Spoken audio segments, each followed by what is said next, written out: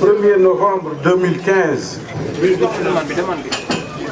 1er novembre 2017, voilà 2 ans, jour pour jour, que notre frère et ami Lamine Diack est retenu en France et son passeport diplomatique confisqué. Dès lors, aucune possibilité pour lui de se déplacer hors de l'Hexagone. Cette situation frustrante et indigne a provoqué en nous un profond sentiment de désolation et de révolte. Aussi, avons-nous mis sur pied un collectif dénommé Lamine Diack, dont l'objectif est de contribuer et de soutenir toute initiative pouvant contribuer à sa libération. Le jeu en vaut la chandelle et nous espérons que les actions menées au Sénégal, en Afrique et dans le reste du monde contribueront très rapidement à sa libération. Je voudrais, avant de poursuivre mon propos, faire un rappel historique.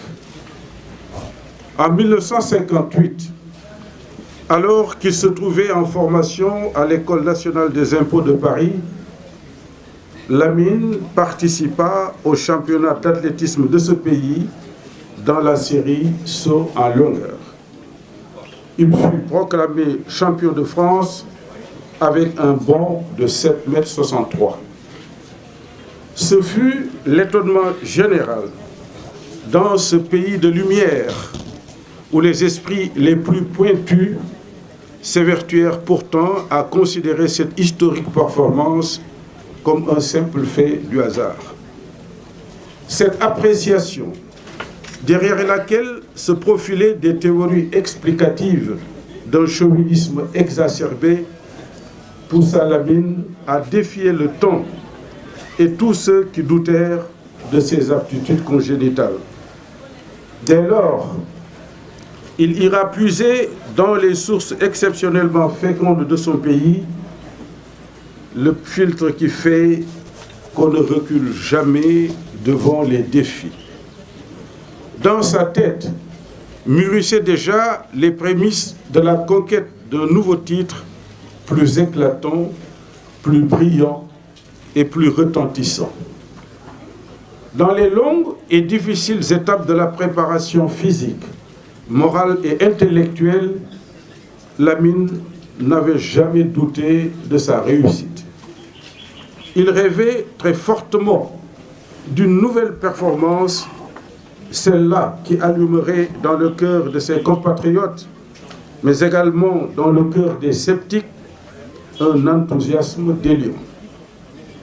L'année suivante, en 1959, nous voici au championnat scolaire, sportif et universitaire de France.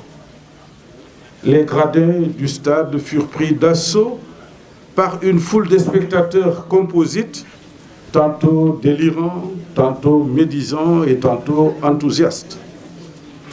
La presse écrite, filmée et parlée était là, pressée de rendre compte. Arriva alors le tour de Lamine. Les regards, tous les regards se braquèrent sur lui. Personne n'intéressait plus personne, sauf Lamine, dont les yeux pétillants de confiance et de concentration se cachèrent derrière ses fameuses lunettes d'étudiant. Il avait accru le feu de sa volonté qui le faisait revenir au pied de l'obstacle avec une énergie renouvelée. Il vérifia ses marques en levant de temps en temps son regard sur le sautoir et sur la foule. Un silence pesant envahit le stade lorsque Lamine, telle une biche bondissante, s'ébranla vers le sautoir. Dans sa course explosive, il se déploya comme les lianes heureuses du Wallon. Arrivé à point nommé, il se détacha du sol, s'éleva comme une fusée avant de retomber à terre. Le saut était bon et la foule, comme par enchantement, se libéra de son mutisme. Le marquoir afficha cette fois-ci 7,72 m, qui fut la performance tant désirée de Lamine, proclamé une nouvelle fois champion de France. Ce fut aussi le résultat du diome sénégalais qui faisait que nos braves chevaliers partaient en guerre avec la victoire et revenaient toujours couverts de gloire. Lamine venait ainsi d'honorer la France une nouvelle fois. Aujourd'hui, devant son infortune, il n'est de devoir pour personne de se taire au risque de pactiser avec la lâcheté. Tous les échos de nos voix, dans un silence assourdissant, dévoileront leurs échos dans les 4 coins du monde jusqu'à la libération de notre frère Lamine Diack. Faisons tous les bruits possibles, car Abraham Lincoln nous apprend que le silence devient un péché lorsqu'il prend la place qui revient à la protestation. Fin de citation. La démarche que nous avons initiée pour la libération de Lamine Diack apparaît à nos yeux comme une entreprise sublime, un don de soi total au service d'un idéal. Ceux qui nous découragent, qui nous disent que c'est difficile, qui nous manifestent leur silence et leur indifférence, doivent à présent se ressaisir en faisant sien les propos de Sénèque. Ce n'est pas parce que les choses sont difficiles que nous n'osons pas les faire, mais parce que nous n'osons pas les faire parce qu'elles sont difficiles. Fin de citation. Alors, osons entreprendre pour réussir. Nous osons espérer que la France d'aujourd'hui se souviendra de la France d'hier. Cette France brisée, humiliée, martyrisée, enchaînée, mais veillamment défendue et libérée grâce en partie à l'apport fécond et fécondant des tirailleurs sénégalais dont la fabuleuse histoire toute de gloire s'est tragiquement achevée dans les cimetières de Thiaroye en 1944. La France d'aujourd'hui a l'obligation de se souvenir des faits d'hier, car en ne le faisant pas, elle se couvrirait à coup sûr du manteau de la honte, de la médisance et de l'ingratitude. Nous demandons au gouvernement du Sénégal, notre pays, d'aider par tous les moyens et voies qu'il jugera opportun au retour de Lamine Diack au milieu des siens et de son pays. Ces 2 longues années de claustration qui entachent délibérément son honneur et sa dignité doivent sans délai supplémentaire fermer leur cynique et sinistre page avec la libération du mis en cause. Hier, aujourd'hui, comme demain, nous serons toujours derrière cet homme avec qui nous avons partagé les moments de gloire comme de tristesse du sport sénégalais. Conservateur de la propriété France de l'État, père de la réforme du football en 1969, ministre de la Jeunesse et des Sports, puis ministre de la Condition humaine, député à l'Assemblée nationale, maire de Dakar, directeur technique national du football, président de la Fédération sénégalaise d'athlétisme, président de l'ASC Jaraaf, président du comité exécutif du Conseil supérieur du sport en Afrique de 1973 à 1987, de 2001 à 2015, et membre du Comité international olympique, tel est brièvement retracé le prestigieux parcours de Lamine Diack. C'est donc cet homme de valeur inestimable, avec un passé riche de gloire et de sagesse, à qui on a imposé dans l'Hexagone, qu'il a tant de fois honoré, une claustration malicieuse. Celle-ci se dévoile au grand jour avec ses pesanteurs morales et psychologiques, dont l'accentuation est fortement nourrie par une lenteur judiciaire préoccupante, scrabreuse, voire même énigmatique. Compte tenu de son âge avancé, de ses garanties et de sa santé parfois déclinante, nous plaidons pour son retour au Sénégal. À cet égard, la pétition que nous avons initiée et lancée le 19 septembre 2017 a connu un succès très largement au-dessus de ce que nous avions espéré.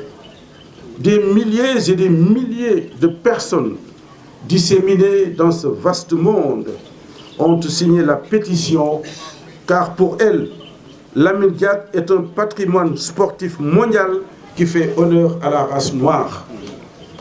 Dès lors, il nous est apparu nécessaire, voire indispensable, de constituer un bloc homogène autour de lui et d'œuvrer sans discontinuer jusqu'à sa libération. Le ministre des Sports, M. Makhtar Ba, qui avait décidé de recevoir le comité de pilotage du collectif, s'est finalement rétracté et s'est tenu éloigné de notre organisation. Cette attitude incompréhensible a suscité dans tous les milieux sportifs et civils sénégalais des interprétations de toutes sortes, mais comprenne qui pourra. Le Sénégal tel qu'il est aujourd'hui a le devoir de sauvegarder les empreintes de sagesse, de solidarité que nous ont léguées nos ancêtres. Le collectif, devant cette situation, a décidé d'emprunter une autre voie pour transmettre à Monsieur le Président de la République, son Excellence Macky Sall, la pétition et la lettre de motivation qui l'accompagne. Président et protecteur de tous les Sénégalais, nous avons l'espoir qu'il fera tout ce qui est en son pouvoir pour aider concrètement et efficacement à la libération du président Lamine Diack. Merci, mesdames et messieurs, d'être venus nombreux à ce rassemblement pacifique, apolitique et humanitaire en l'honneur d'un des plus grands fils du Sénégal, je veux nommer le président Lamine Diack. Lamine Diack, ce Janus des temps modernes, a pris appui sur le sport pour porter son pays et l'Afrique au firmament du sublime destin. Viscéralement croyant et profondément sénégalais, Lamine Diack, dans toutes les étapes de sa vie, n'a jamais courbé l'échine, encore moins renoncé à ses convictions. C'est la raison pour laquelle, et en vrai Sambalinguer, il a choisi comme héros, comme nos héros d'hier, de mourir avec ses idées plutôt que de vivre avec celles des autres. C'est également l'occasion de saluer le khalife général des Tidjanes, Seydi Aboubakar Sy, Ibn Seyd Mohamed Mansour Bal Khaoumi, qui, lors de son récent séjour à Paris, est allé rendre visite à Lamine Diack, tout comme l'avait fait son prédécesseur, Serigne Abdoul Aziz Sy Al Amine, que Dieu ait pitié de son âme. Ces gestes de haute portée morale ont constitué pour Lamine un grand réconfort, d'autant qu'il prouve que les Sénégalais ne sont eux-mêmes que dans les grandes occasions, comme le disait toujours Alassane Ndiaye Alou. Au juge français qui retient en otage Lamine Diack dans l'Hexagone, avec une privation totale de liberté d'aller et de venir, je rappelle les paroles évangéliques de Nelson Mandela. Je cite: « Un homme qui prive un autre homme de sa liberté est prisonnier de la haine, des préjugés et de l'étroitesse d'esprit. Fin de citation. À bon entendeur, salut. Vive le Sénégal, vive le collectif, pour que vive Lamine Diack, pour qu'il revienne très rapidement dans son pays, sa famille et ses amis. Je vous remercie de votre attention.